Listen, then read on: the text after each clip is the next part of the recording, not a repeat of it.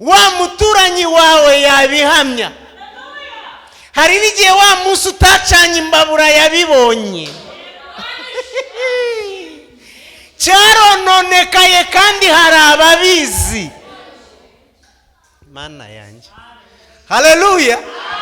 Ikibumbano cyarononekaye n'abagabo barahari. Igihe wajyaga kwa muganga hari abantu babimenye, ayo makuru arazwi. Haleluya. Niba ugikodesha igihe watonganaga n'umugabo wa wundi uba mu nzu mwegeranye yarabyumvise. Izo nkuru hari abazimenye ko ikibumbano cyononekaye. Ariko hari ikindi kintu batigeze bitaho cyari kikiri mu maboko y'umubumbe. Hanagiye kumva numva telefone sinari nzi ko nayigira. Hanyuma iyo telefone niyo yatumye nkora urugendo rungeza aha ngaha mu mbona imbere yanyu. Imana imuha umugisha hamwe n'ubuyobozi bwose bwa ministry. Nakunze izina rya ministry by the way. Excellent life in God. Hallelujah. Ni ubwo mu Kinyarwanda twavuga ngo ni excellent, sicyo bita indashyikirwa. N'ubuzima bw'indashyikirwa cyangwa bw'ubudashyikirwa mu Mana. Tunganya microphone yanjye gatoya. Hallelujah. Hallelujah. Kandi ubwo ndatangiye nubwo ntarasoma, ariko iri zina ubwaryo iyaba wamenyaga agaciro k'amavuta uri mu bwabyo. Imana ishimwe cyane. Ibintu bitaraba byinshi ukamenya amavuta urimo, ukayakurikirana, ukavuga ngo ubuzima bwanjye bugomba kuba ubuzima bw'indashyikirwa mu Mana. Haleluya. Reka mbabwire. Ubundi nta muntu Imana yaremye nk'impanuka, nta muntu uri hano nk'impanuka. Haleluya. Kandi umuntu wese Imana ishaka ko abaho. Donc umuntu wese ni umuntu udasanzwe. Nta muntu Imana yaremye asanzwe. Umwanditsi yaranditse aravuga ngo wandemye mu buryo butangaza, ngo buteye ubwoba. Haleluya. Haleluya. Imana ishimwe. Nta muntu Imana yaremye mu buryo busanzwe. Umuntu wese Imana yamuremye mu buryo butangaza buteye ubwoba. Haleluya.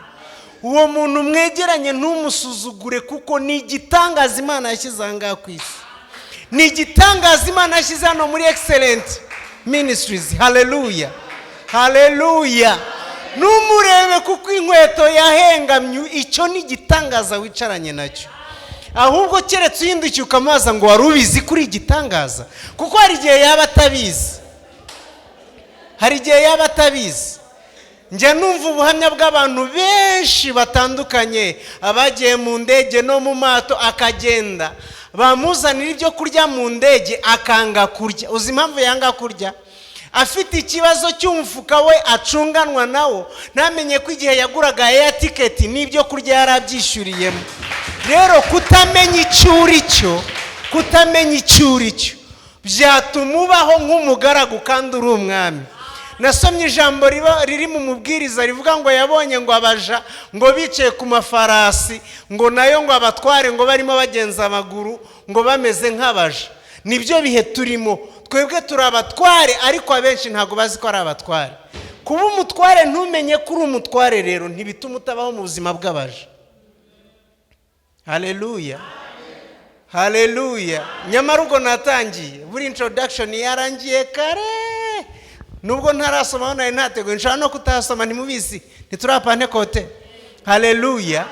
Haleluya. Bibiliya iravuga mu Bagalatiya, iravuga ngo umuragwa ngo iyo akiri umwana mutoya ngo ntabura gutegekwa n'abasigire. Nukuvuga ngo Imana irashaka ko dukura tukagira life, tukagira ubu buzima bw'umwuzuro, ubu buzima bw'indashyikirwa muri yo, kugira ngo twe komeza gutegekwa n'abasigire cyangwa abagaragu. Mfite mukuru wanjye pastor aramuzi, nawe n'umupasiteri mu itoro rya Panekote mu Rwanda, hakurya naho biti Kayonza.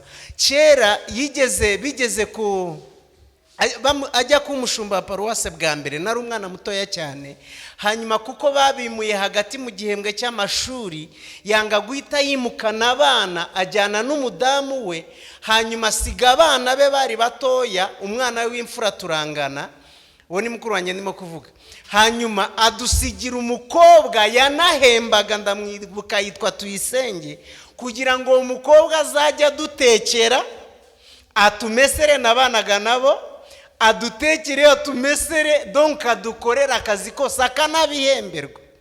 Yesu ashimwe. Ariko reka mabwire ikintu Tuyisenge yadukoze. Tuyisenge yafashe ya mirimo bamuhemberaga arayitugabanya, utayikora ntaguha ibiryo. Sinzi kurimo kumva icyo kintu. Imirimo bamuhembera nitwe twayikoraga, kuko twari abana tutazi uburenganzira bwacu.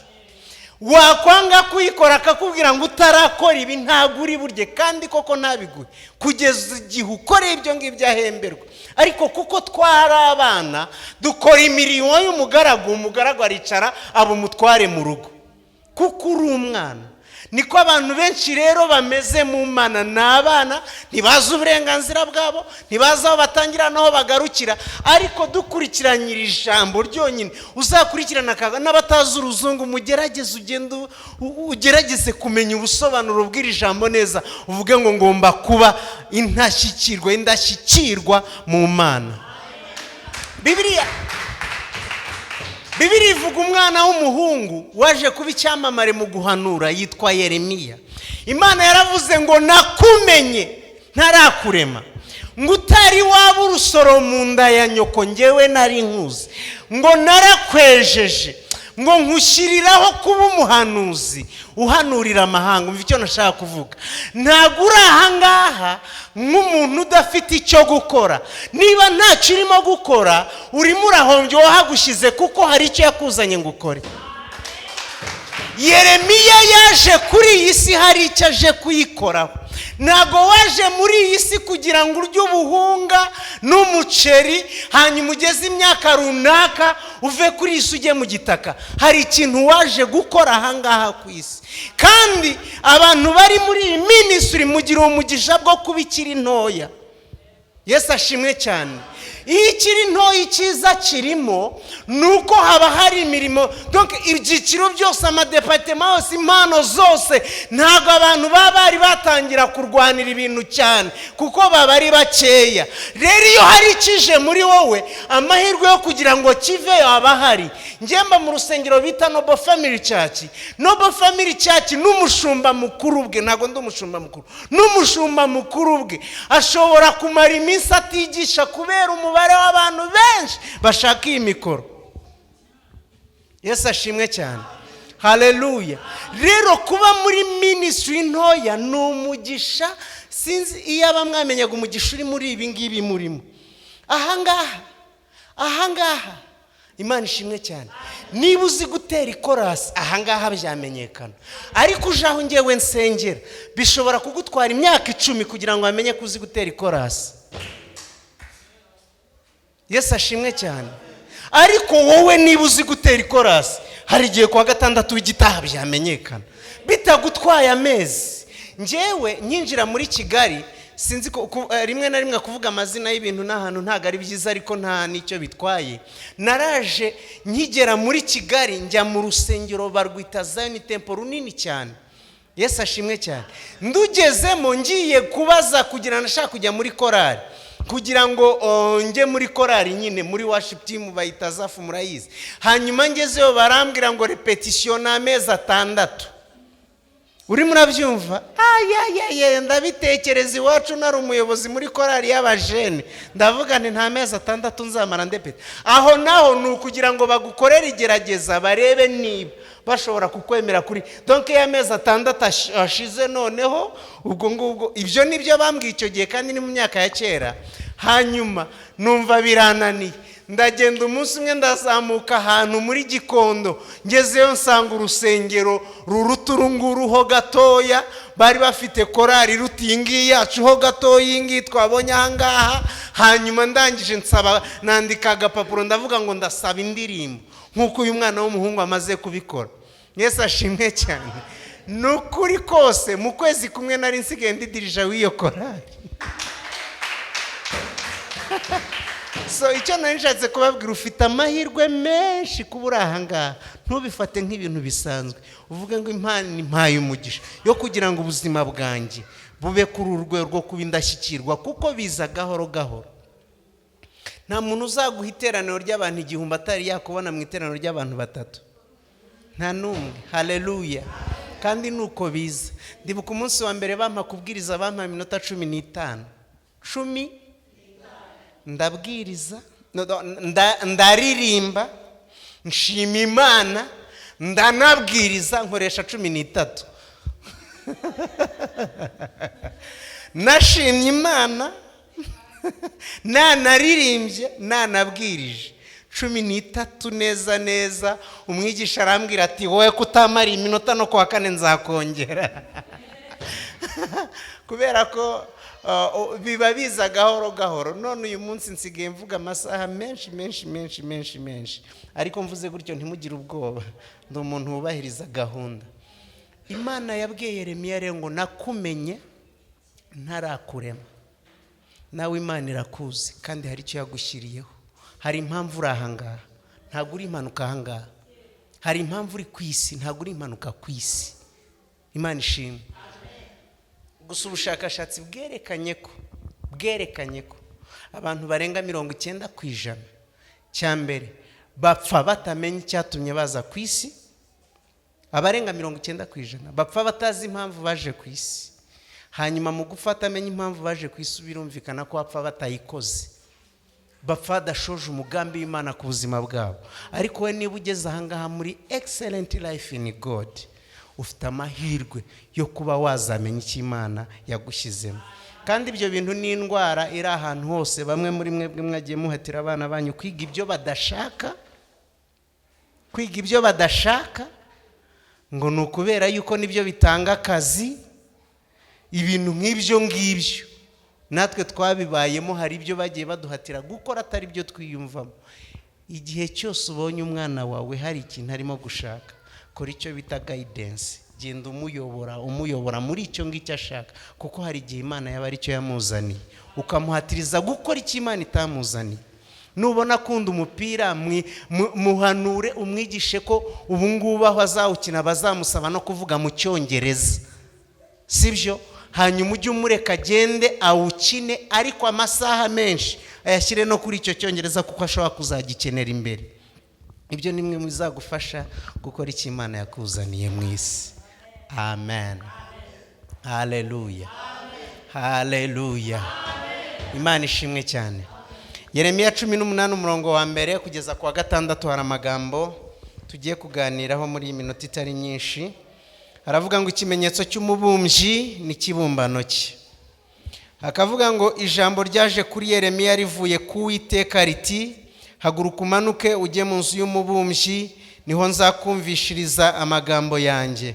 Nuko ndamanuka njya mu nzu y'umubumbyi, ndebye mbona arakorera umurimo we ku ruziga. Nuko ikibindi yabumbaga mu ibumba gihombera mu ntoki z'umubumbyi, maze aribumbisha ikindi kibindi kimeze uko ashaka. Aho ushatse wahaca akarongo. Uyu murongo wa 4 ngo nuko ikibindi yabumbaga mu ibumba gihombera mu ntoki z'umubumbyi, maze aribumbisha ikindi kibindi kimeze uko ashaka.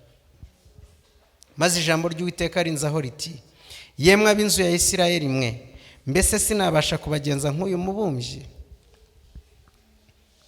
Ni ku Uwiteka baza.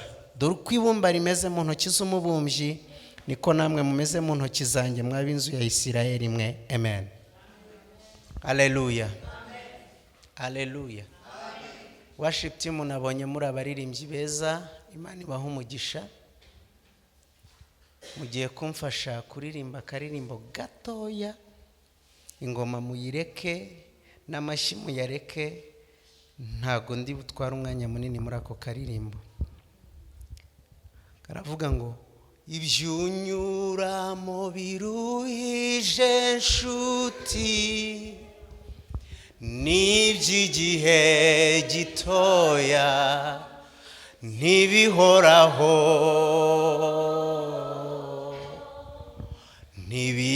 ntibigatume uteshuka ngureke Imana, Mana idahemuka jya uyizera. Yasezeranye kwizabana nawe no mu bihe nk'ibyo biruhije. N'ubwisezerano ryayo risa naho ritinda, ntabwo rizahera jya uyizera. Haleluya, Amen. haleluya. Amen. Umva n'akandi akasinkazi nimumfashe. Irakuzi kwa kundi ukanguka ukicara mu gitanda cyawe, ubitse umutwe mu biganza,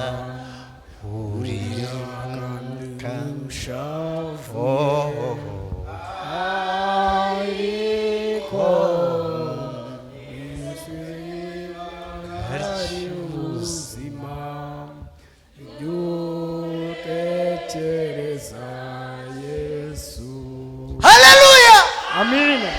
Imana ishimwe. Amen.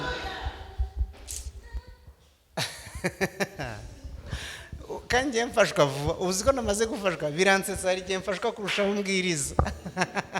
Haleluya.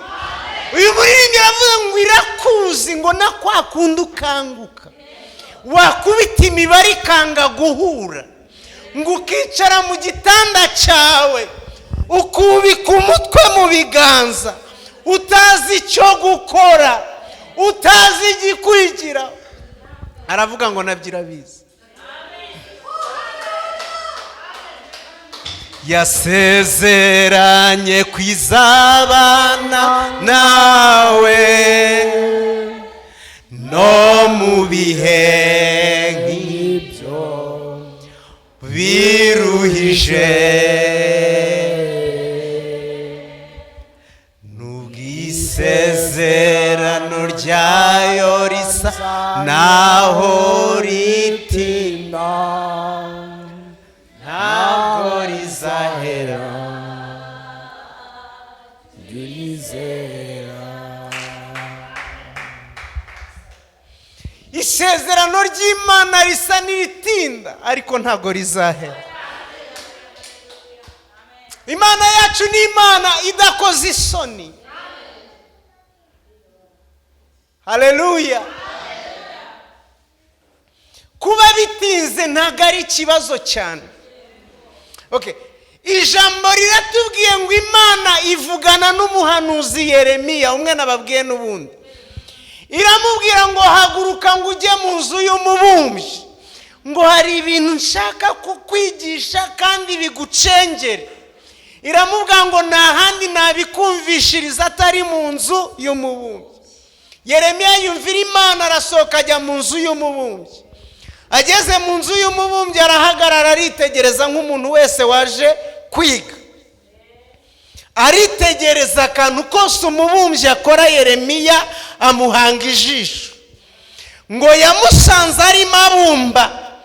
Umubumbyi nawe arakomeza aribumbira, ntiyarangarira Yeremiya. Ngo arabumba, ngo icyo yabumbaga ngo yari arimo akibumbira ku ruziga. Bibiliya iravuga ngo hashize umwanya ngo cya kintu Yeremiya yabumbaga kirononekara. Ngo ariko mu kononekara cyononekarira mu maboko y'umubumbyi. Aha niho hari point yanjye. Ngo cyarononekaye ariko cyononekarira mu maboko y'umubumbyi. Haleluya. Haleluya. Cyarononekaye, ibyo byo n'ukuri nta kinyoma kirimo.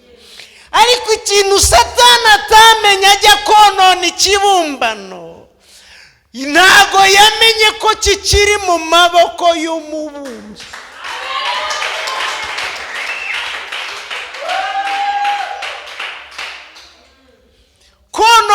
igisagara ni ukuri cyarononekaye, ariko cyononekarira mu maboko y'umubumbyi.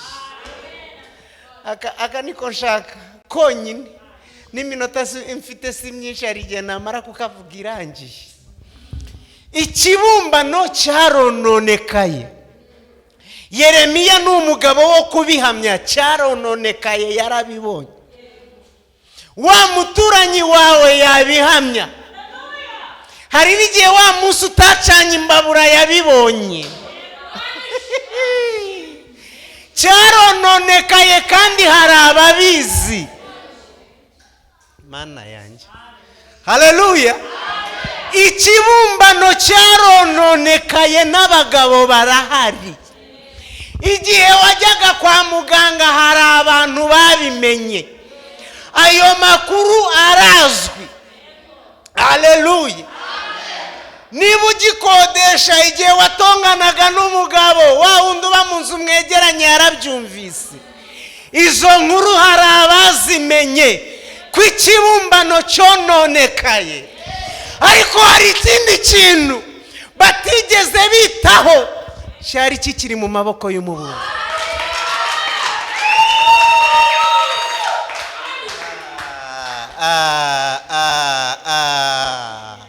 Haleluya.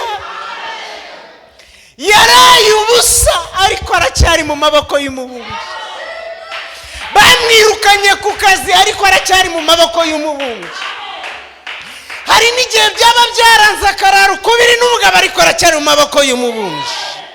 Hari n'igihe kurara mu byumba bitandukanye byarengaho ngagasa nk'usohotseho gatoya, ariko icyo Satani atazi, aracyari mu maboko y'umubumbyi.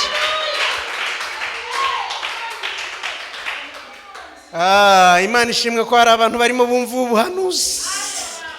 Haleluya, haleluya. Uracyari mu maboko.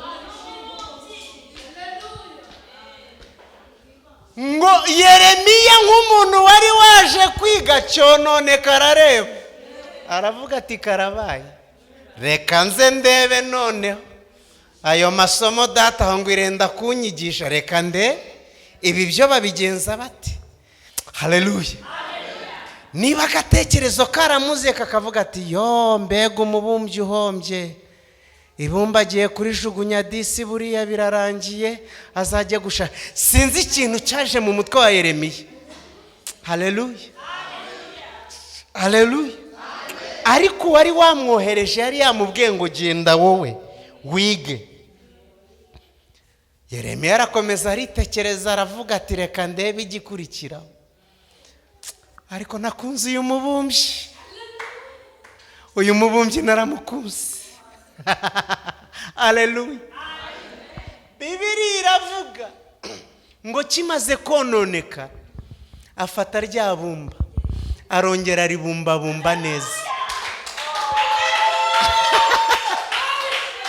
Nimunyumvire icyo umubumbyi yakoze. Ntago yarijugunye. Oya, ntago yarijugunye. Ntago yavuze ati ubu biranze reka nitahira umubyizi urananiye. Oya. Bakiraho Yeremiya kireba, ngo abona wa mubumbyi afashe rya bumba, arongera ararikandakanda, arongera ararikandakanda neza. Ngo noneho ngo abumbamo ikindi kibumbano ngo kimeze uko ashaka. Imana ishimwe,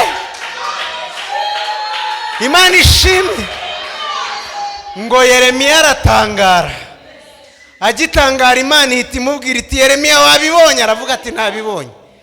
Ati wabonye ukuntu ibumba ryahombye? Ati nabibonye.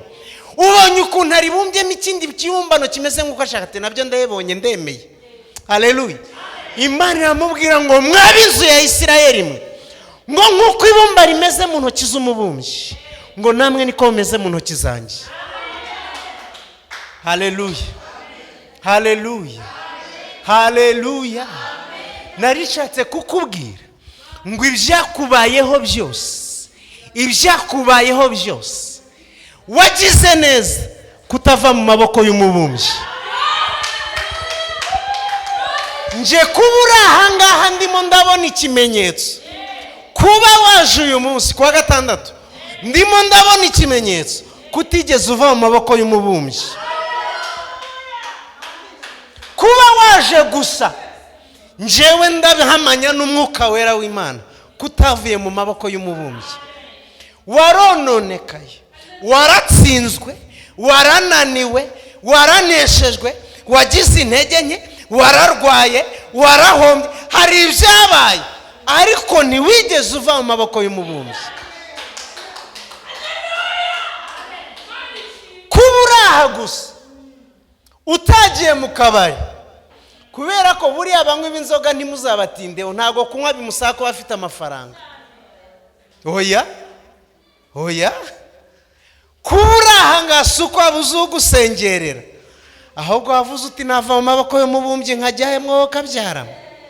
Haleluya, haleluya.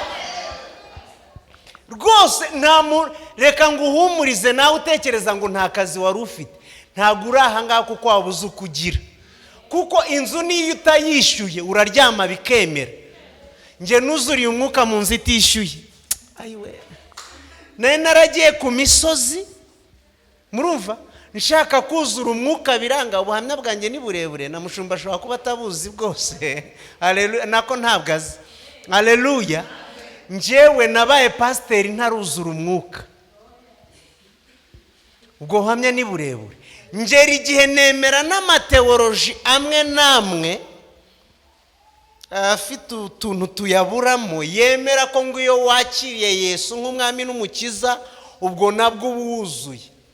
Kandi impamvu nari nemeye ayo mateoloji, nanjye mu nyumvi nagiye ku misozi nsengana n'abahanuzi, nsengana n'abashumba, nsengana n'abapotre, nsengana n'abantu bose, hanyuma ntago nuzuye umwuka.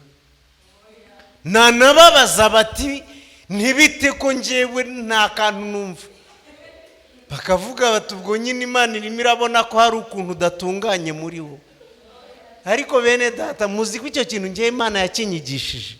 Umunsi umwe ndi mu cyumba cyanjye cy'uburiri, umugore adahari, umwana adahari. Haleluya. Ubu mfite abana bane, icyo gihe nari mfite umwana umwe, Imana ishimwe.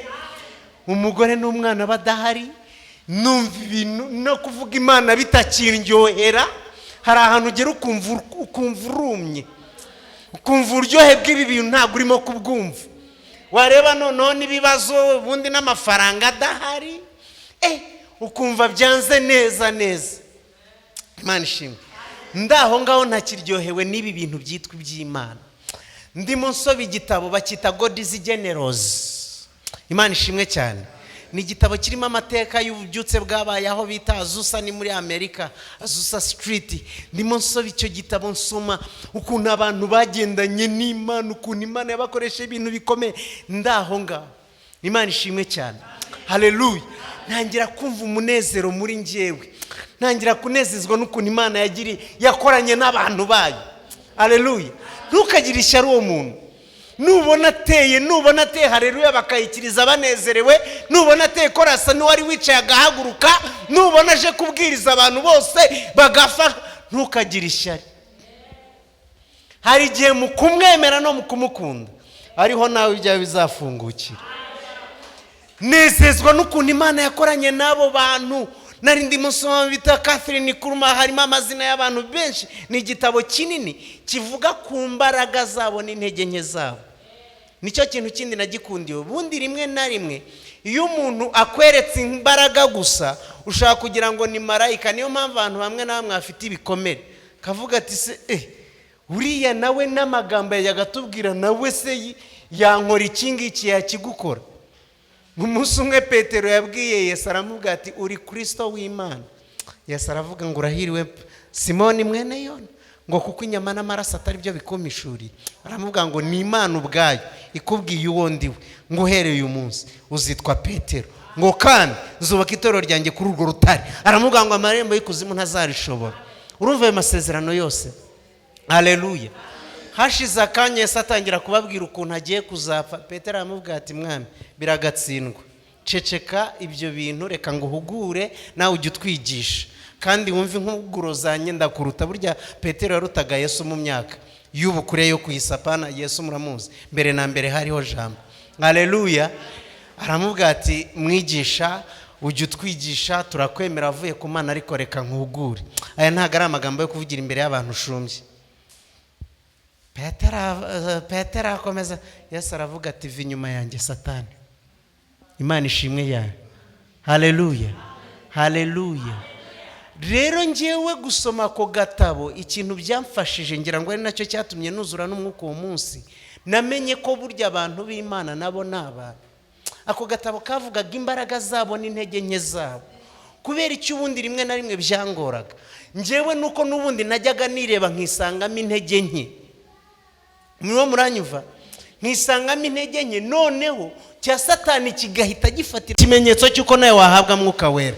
Niyo mpamvu Bibiliya avuga ngo icyakora muzahabwa imbaraga, mwuka wera nabamanukira. Akavuga ngo muzaba abagabo bo kumpamya Yerusalemu, Yuda, Samariya no ku mpera z'isi. Umwuka wera n'uw'abanyantege nkeya akabaha imbaraga. Mu gihe idini ryari ryarambeshye ko ngomba kuba umunyembaraga, Imana yamara kubona ko rwose nta nenge ndiho ikanyuzuza umwuka. Ntago ari uko. Mwuka wera ajya ku bantu bafite inenge akazikandagira, akazisibanganya, akazihanagura. Nari mvuze ngo umuntu ashobora no kuzurizwa umwuka mu nzu itishyuye. Nge nawuzuye itishyuye. Haleluya. Turacyari kumwe bene data, Imana ishimwe. Nuko Bibiliya iravuze rero ngo uyu mubumbyi, ni mundebe nsigaranye iminota mikeya, ni nka 10 yonyine mwindambirwa. Uyu mubumbyi ryabumba ararifata ngo aribumbamo ikibumbano kimeze nk'ukuntu ashaka, kimeze nk'ukuntu Imana yamubwira Yeremiya ngo nk'uko ibumba rimeze mu ntoki z'umubumbyi, namwe niko mumeze mu ntoki zanjye. Ndashaka kuvugana n'umuntu uri aha ngaha hari ibyononekaye. Niba ukiri mu maboko y'Uwiteka Imana, agiye kongera kubumbe nk'uko ashaka. Uko umeze siko ashaka. Imana nimfashe mvuga akantu neza. Ntago urya nk'uko ashaka, ntago wambara nk'uko ashaka, ntago uryama hano hameze nk'uko ashaka, ntago ubayeho ukuntu kumeze nk'uko ashaka. Ariko niba utaravuye mu biganza bye, agiye kongera kubumbe nk'uko ashaka. Niba warahombye nta kibazo, upfa ko utaravuye mu maboko y'umubumbyi, azongera kubumbe nk'uko ashaka. Bibiliya iravuga ngo hahirwa umuntu wizera Uwiteka, ngo Uwiteka akamubera ibyiringiro. Bibiliya iravuga ngo umuntu azahwana n'igiti cyatewe hafi y'amazi, ngo kiragenda gishora imizi yacyo mu mazi. Bibiliya iravuga ngo ntabwo kizatinya n'umwaka wacanyemo amapfa. Nagira ngo ugume mu maboko y'umubumbyi kandi umwizere. Ongera umugirire icyizere, ongera umugirire icyizere. Agiye kongera kukubumba. Kandi hano hari abantu bagiye kongera kubumbwa. Nukuri hari abantu bagiye kongera gucuruza. Mana we, okay, ntacyo nyirabyara. Nukuri hari abantu bagiye kongera gucuruza.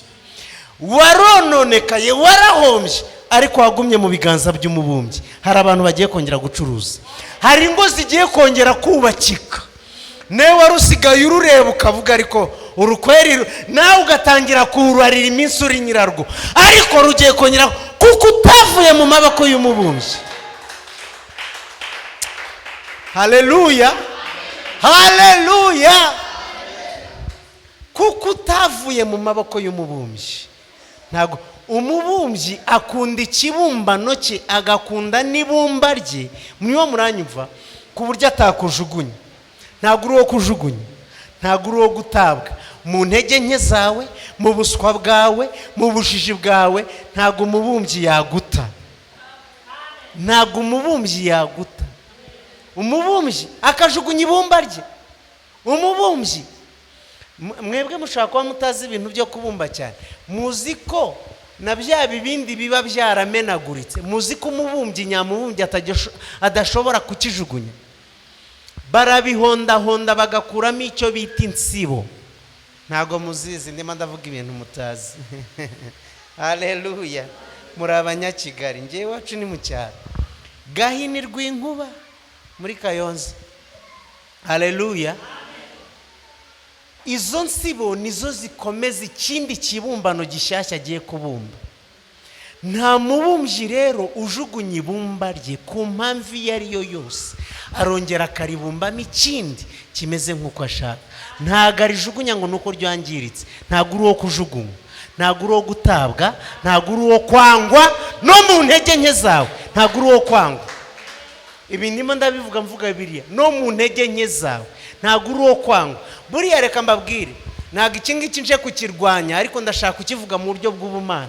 Hari ukuntu idini rijya rifata n'aba abanyantege nkeya bo mu rusengero. Mu nyumva, ariko mu nyumva n'urukundo, ndimo ndavugira mu rukundo. Ntago ndimo gushaka gusenya umuntu cyangwa idini runaka. Usibye ko ngiye nanga n'idini, kuko idini ryatumye ntamenya Imana kandi nararivukiyemo Sunday school n'ibiki byose. Haleluya. Hari ukuntu idini rifata n'abo umuntu wagize intege nkeya, cyane cyane uwo zamenyekanye. Niyo murabyumva, ku buryo wa muntu ahinduka igicibwa, yajya agendana, yananyura ku bantu bakamuvuga, bakamuganira. Niyo murabyumva, kubera intege nkeya runaka bamubonyeho cyangwa bamwumviseho, wa muntu akagera ku rwego rwo kwiyanga, akaba yanava aho hantu. Bamwe bikanabadukiramo uruzera, akajya ava muri irajya muri ririya, ava muri irajya muri ririya.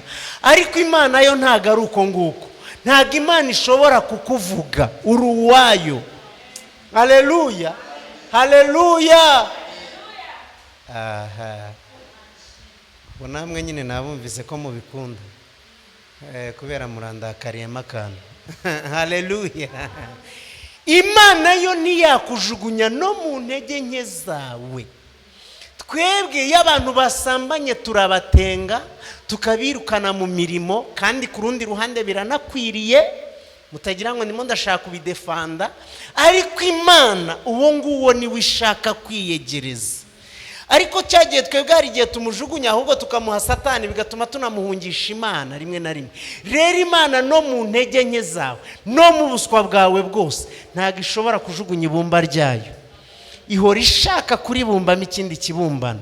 Ntukore ikosa ryo kuva mu biganza by'umubumbyi, kuko we ntaraguhararukwa kugera aho akujugunya. Niba uri ikibumbano cye, no muri izo ntege nke zawe arashaka kubumba bimeze nk'uko ashaka, kuko uko nguko uriho siko ashaka. Hari umuntu ubyumvise? Hari umuntu ubyumvise? No muri izo ntege nke zawe iracyagukunda kandi iracyashaka kukubumba. Idini ryakujugunya ariko yo ntiyakujugunya. Abantu bakwanga ariko yo ntiyakwanga. Abantu bakuvuga ariko yo ntiyakuvuga. Haleluya. Tuvuga ngo amen. Ngiye gusoza, shigaje iminota mike cyane. Mukononekara kwawe guma mu biganza by'umubumbyi. Nuguma mu biganza by'umubumbyi, azakubumba ukundi kuntu kumeze nk'uko ashaka. Hagira umuvuga ngo amen, anongereho kamwe. Ndashaka amen iruta aho ngaho. Nitwongere indi amen. Mu biganza by'umubumbyi amateka arahinduka. Mu biganza by'umubumbyi amakuru arahinduka. Mu biganza by'umubumbyi abavuze amagambo barahindura bakavuga ayandi. Kuko umubumbyi mu kanya gatoya afata cya kindi cyari cyononekaye Yeremiya yakibonye, akabumbamo ikindi kintu gishasha batigeze banakeka ko cyavamo. Hari ikintu Imana igiye kugukuramo batigeze bakeka ko cyava muri wowe. Okay, hari uwo Imana igiye kukugirayo batigeze bakeka ko ngo yaba wowe. Hari ahantu Imana igiye kugutuza batigeze batekereza ko wahatura. Haleluya. Kandi iki ngiki cyumve, nawe wumvaga ubuzima bukomeye, kandi reka tubyemere burakomeye, ibiciro bizamuka umunsi ku munsi, ariko komera utuze. Kambabwira akantu kambayeho. Umunsi umwe nari ndimo mva Kampala, nzana na bisi bita Jagwa, tunyuraho bita Kagitumba mu Mutara.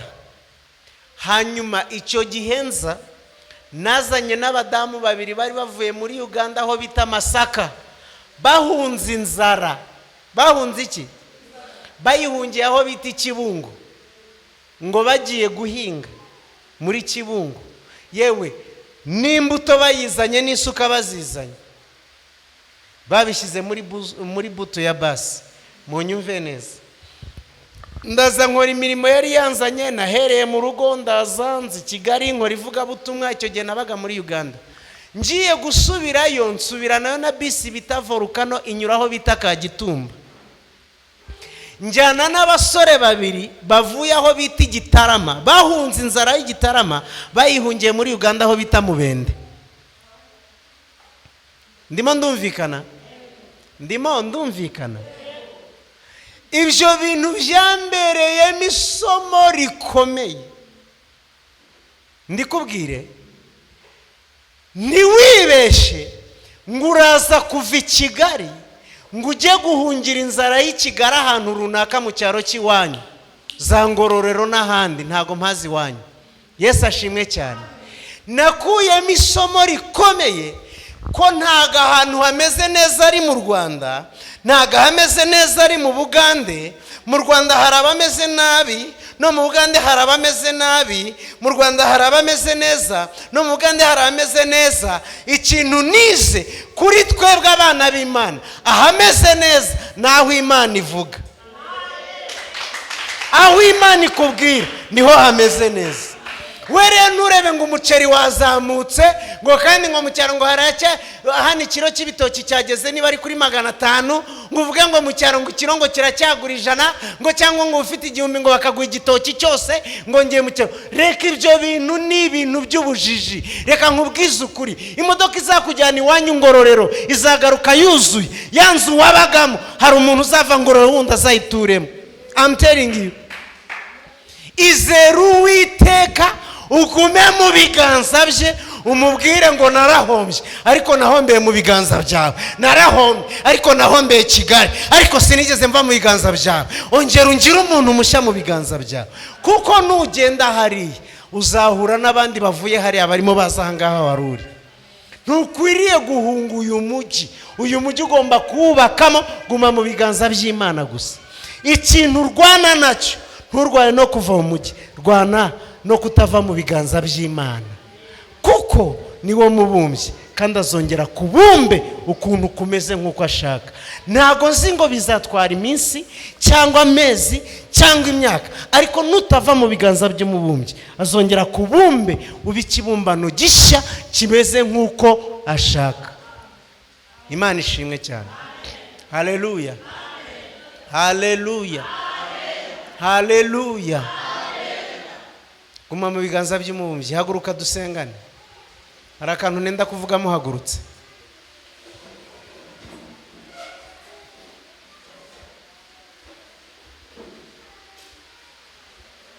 Ukiri mu biganza by'umubumbyi nenda kukubwira ngo wige no kwitwara neza ku bantu. Uzi impamvu? Nuko icyo ushaka kiri mu maboko y'undi muntu. Imana yararemye ibintu byose, yarabiremye biri ku isi. Icyo ushaka kiri mu maboko y'undi muntu. Ikibanza ushaka kiri mu maboko y'undi muntu. Ndimo ndumvikana ze? Ikintu cyose ukeneye kuri iyi si kirahari, ariko kiri mu maboko y'undi muntu. Nuguma mu maboko y'umubumbyi, kuko ari uzi guhindura ibintu, ni uzahindura ibihe. Cya kintu kive mu maboko y'umubumbyi, kive mu maboko ya wa muntu, kize mu yawe. Haleluya, haleluya. Imana yacu nishimwe. Kansengane nawe tubwire Imana ihindura ibihe ku bantu bagumye mu maboko yayo, yongere ikubumbe bundi bushyashya. Imana yongere ibumba abana bawe bundi bushyashya. Hari igihe umwana gukoza isoni, ariko Imana yongere ibumba abana bawe bundi bushyashya. Imana yongere ibumba umugabo wawe, ibumba umugore wawe. Imana yongere ibumba akazi kawe. Imana yongere ibumbe ibintu bimere nk'ukuntu ishaka, kuko y'ukuntu ibishaka birazwi, biranditse hano muri Yeremiya 29:11. Aravuga ngo nzi ibyo nibwira nzabagirira. Iravuga ngo ni amahoro si ibibi.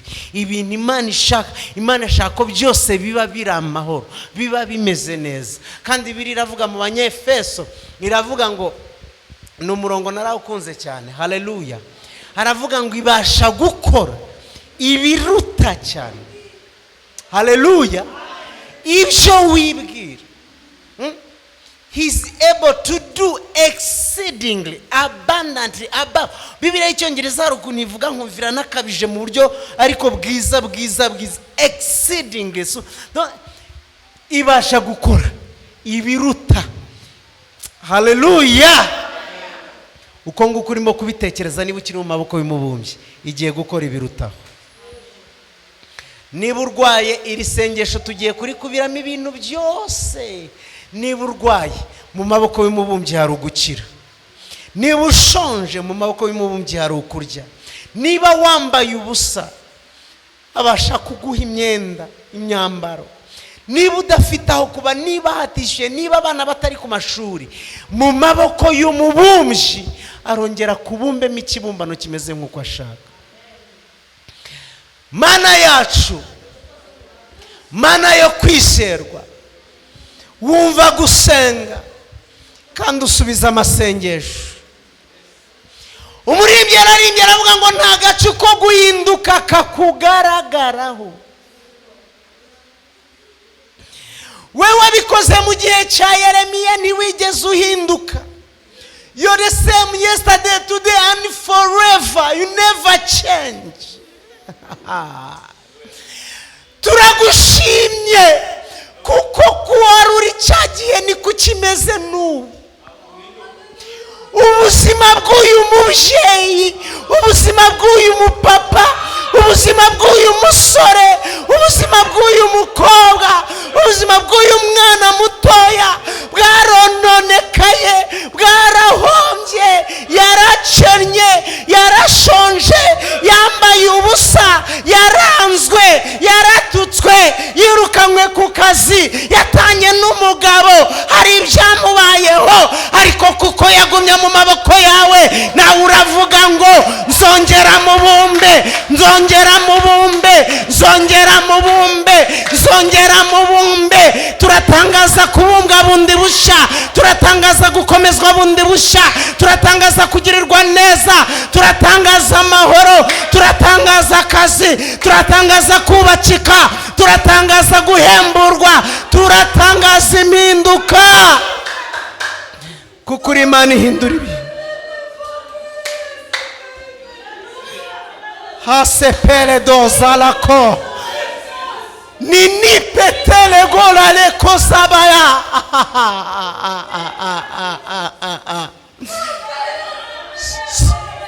Ha telebo sayale. Turagushimye kuko wumva gusenga kandi kusubiza amasengesho. Turagushimye kubwa buhembuye, turagushimye kubwa bushubije ubuzima, turagushimye kubwa bushubije ubuzima, turagushimye kubwa bushubije ubuzima, turagushimye kubwa bo wiyegereje, turagushimye zizipele tolaleko, turagushimye kubwo kwishyura amadeni. Haleluya. Iselebo saya.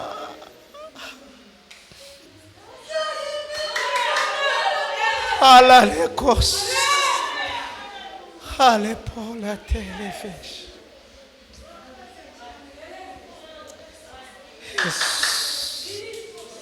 Yes. Yes. Yes. Yes. Yes. Yes.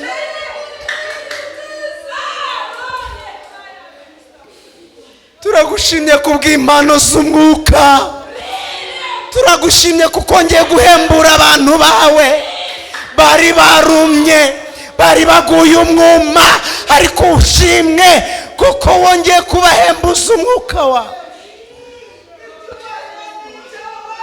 Ushimwe kubw'impano zongeye kuvyuka bundi busha, ushimwe kubw'impano zo gusengera abarwayi, ushimwe kubw'impano zo guhanura, impano zo kurota no kwerekwa, ushimwe kubw'impano zongeye kuvuka mu itorero ryawe, muri ministry ya excellence. Osale pos jitse telebo zaves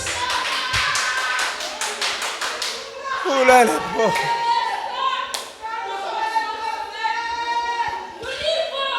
zile paralebo